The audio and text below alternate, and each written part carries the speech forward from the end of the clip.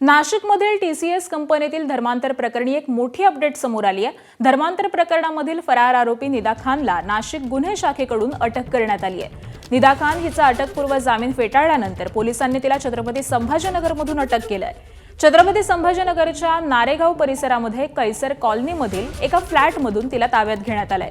दरम्यान गेल्या 20 दिवसांपासून निदा खानचा शोध सुरू होता। निदा खानवरती धार्मिक भावना दुखावणं तसंच बलात्कार आणि लैंगिक शोषण प्रकरणामधील आरोपींना मदत करणं हे आरोप आहेत।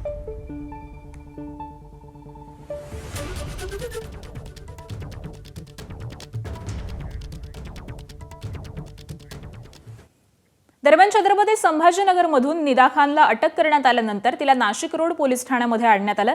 नाशिक आणि संभाजीनगरचे पोलीस निदा खानला घेऊन नाशिक रोड पोलीस ठाण्यामध्ये दाखल झाले। यानंतर निदा खानवरती अटकेची कारवाई करण्यात आली। नाशिक रोड पोलीस ठाण्यामध्ये रात्री उशिरापर्यंत ही संपूर्ण कारवाईची कायदेशीर प्रक्रिया सुरू होती। दरम्यान पुढील तपासासाठी निदा खानला एसआयटीच्या ताब्यात देण्यात आलंय। तसंच या प्रकरणी आतापर्यंत 4 आरोपींना अटक करण्यात आलेली आहे। रात्री उशिरा याचा आढावा घेतलाय आमचे प्रतिनिधी शुभम बोडके यांनी। पाहूयात।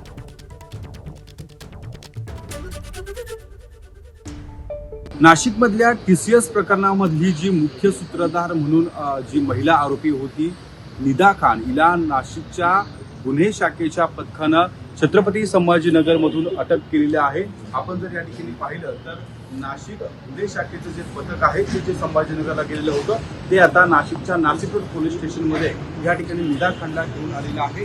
सोबत छत्रपती संभाजीनगरचे पोलीस जे आहे त्यांचं एक पथक देखील नाशिक पोलिसांसोबत या ठिकाणी आलेलं होतं आणि त्यांनी छत्रपती संभाजीनगर पोलिसांनी या ठिकाणी आता नाशिक रोड पोलीस स्टेशनमध्ये जी अटकेची कारवाई आहे ती नाशिक पोलिसांकडे केल्यानंतर या ठिकाणी तिचा जो ताबा आहे तो नाशिक पोलिसांना या ठिकाणी दिलेला आहे। आणि एकूण जर पाहिलं तर या पथकानं निदा खानला छत्रपती संभाजीनगरमधून त्या ठिकाणी अटक केलेली होती। नाशिकच्या या टीसीएस कंपनीमध्ये एसआयटीची देखील स्थापना करण्यात आलेली आहे। एसआयटीचे जे तपास अधिकारी आहेत, ज्या महिला अधिकारी आहेत त्या देखील नाशिक रोड पोलीस स्टेशनमध्ये या ठिकाणी दाखल झालेल्या आहे। आपण जर पाहिलं तर या सगळ्या प्रकरणामध्ये खरं तर धार्मिक भावना दुखावणे या हेतून जो खरं तर आरोप आहे तो या निदा खानवर आहे। तिला आत्ताच या ठिकाणी नाशिक रोड पोलीस स्टेशनमध्ये आणण्यात आलेला आहे। सकाळी तिला कोर्टात हजर केलं जाणार आहे आणि तिची पोलीस कस्टडी जी आहे ती त्या ठिकाणी एसआयटी कडनं मागितली जाण्याची शक्यता आहे। शुभम बोडके, एबीपी माझा, नाशिक। नाशिकच्या टीसीएस प्रकरणी निदा खानला अटक केल्यानंतर नाशिक रोड पोलीस ठाण्यामध्ये तिची प्राथमिक चौकशी सुरू आहे। दरम्यान पोलिसांनी तिच्या ताब्यामधून 2 स्मार्टफोनसह काही महत्त्वाचे तांत्रिक पुरावे जप्त केल्याची माहिती समोर येते। या मोबाईलमधून तपासासाठी महत्त्वाचे धागेदोरे मिळण्याची शक्यता ही देखील पोलिसांकडून व्यक्त केली जाते।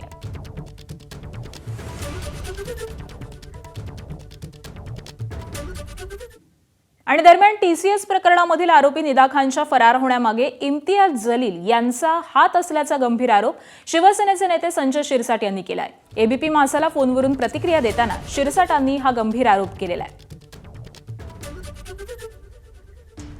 आणि दरम्यान एबीपी माझाशी बोलताना संजय शिरसाटांनी नेमकं काय म्हटलेलं आहे ऐकूयात। निदा खानला अटक होण्यामध्ये झालेला उशीर खरं तर मार्च मध्ये घडलेली घटना आता 2 महिने उलटून गेलेले आहेत आणि तिला संभाजीनगर मधून अटक केली गेली। हो, माझं तुम्हाला स्पष्टपणे माझं मत आहे की हा संभाजीनगर एक तर सेन्सिटिव्ह शहर आहे आमचं। अनेक कारवाई, अतिरेकी कारवाई असेल किंवा जातीवाद्याचा कारवाई असेल त्या ठिकाणून झालेल्या आहेत आणि ही निदा खान 2 महिने जर एखाद्या ठिकाणी राहते, संभाजीनगर मध्ये राहते आणि पोलिसाला पता लागत नाही तर याच्या मागे मास्टर माइंड कोण आहेत? हिला पहिले जेव्हा निदा खानवर जेव्हा आरोप लागला गेला त्या टायमाला तिला सपोर्ट करणारे कोण आहेत? ते इम्तियाज जलील सारखे जे माजी खासदार एमआयएमचे आहेत।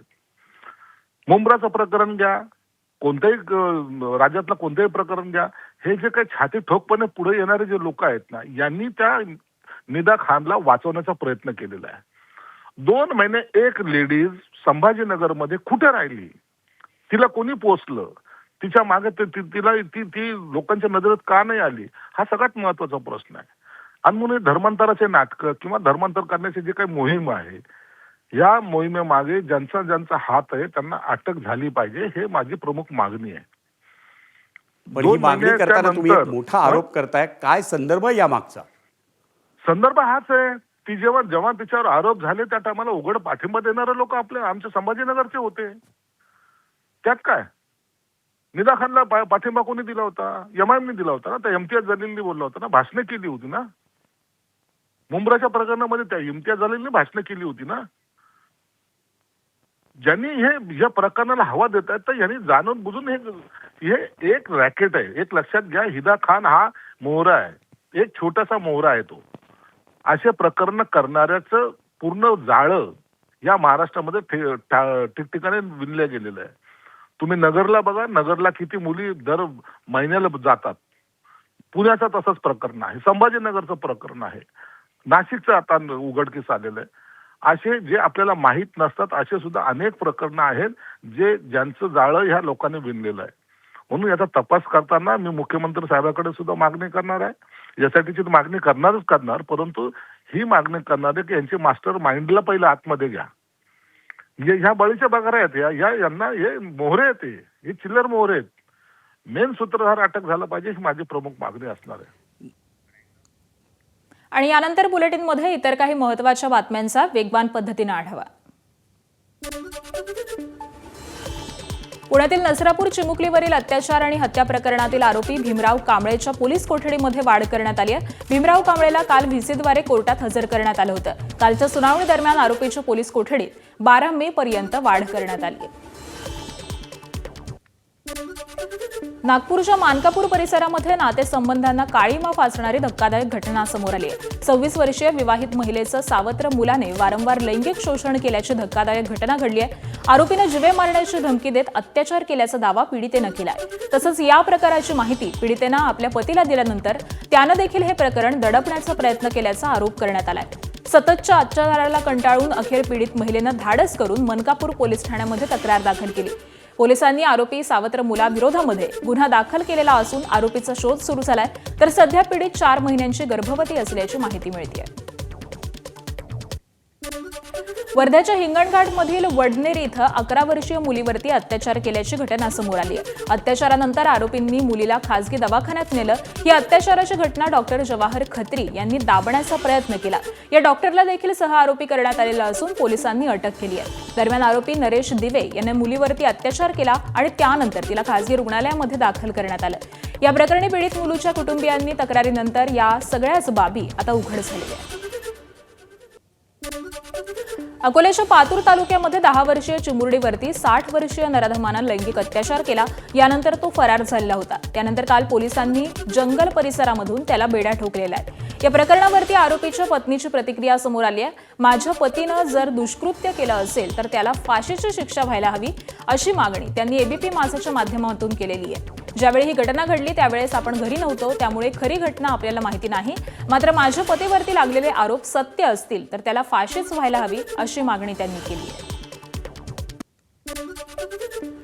पुण्याच्या जुन्नर तालुक्यामध्ये पत्नी सोडून गेल्याच्या रागामधून एका पित्यानं स्वतःच्या 3.5 वर्षाच्या मुलीचा गळा आवळून हत्या केली आहे. तर 5 वर्षांच्या मुलाला देखील जीवे मारण्याचा प्रयत्न केला, पण नशीब बलवत्तर म्हणून मुलगा बचावलाय. आळेफाटा परिसरामध्ये ही धक्कादायक घटना घडली आहे. या प्रकरणी आळेफाटा पोलिसांनी आरोपी पित्याला अटक केलेली आहे. सागर शिंदे असं अटक करण्यात आलेल्या आरोपीचं नाव असून तो मोशी इथला रहिवासी आहे. आरोपीची पत्नी 6 महिन्यांपूर्वी घर सोडून गेल्यानंतर तो 2 लहान मुलांसह राहत होता. कौटुंबिक तणाव आणि मानसिक चिडचिडीमधून त्यानं हे टोकाचं पाऊल उचलल्याचं पोलीस तपासामध्ये समोर आलंय. मुंबईतील पायधुणीमध्ये एकाच कुटुंबातील 4घांचा मृत्यू झालेला होता. या प्रकरणी आता धक्कादायक माहिती समोर आली आहे. उंदीर मारण्याच्या औषधामुळे 4घांचा मृत्यू झाल्याची धक्कादायक माहिती समोर येते. या 4घांच्याही शरीरामध्ये झिंक फॉस्फाईडचे अंश सापडलेले आहेत. त्याचबरोबर कलिंगडाच्या नमुन्यांमध्ये देखील झिंक फॉस्फाईडचे अंश सापडलेले आहेत. 26 एप्रिलला डोकाडिया कुटुंबामधील 4घांच्या मृत्यूनं खळबळ उडालेली होती आणि या 4घांनी कलिंगड खाल्ल्यामुळे मृत्यू झाल्याची शक्यता वर्तवली जात होती. परंतु कलिंगड खाल्ल्यामुळे मृत्यू झाला नसल्याचं स्पष्ट झालंय. मृत्यूच्या 11 दिवसांनी या प्रकरणाचा अखेर छडा लागलाय.